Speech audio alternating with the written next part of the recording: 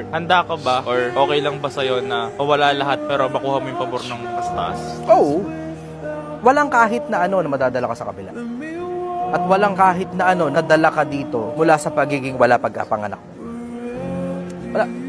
Overall, wala ka rin lang naman madadala sa kabila eh. Ang madadala mo lang doon, yung mabubuting ginawa mo, yung karunungan mo. Meron niya ako isang talata na nabasa. Yung to the effect na ang karunungan kasama mong mamamatay.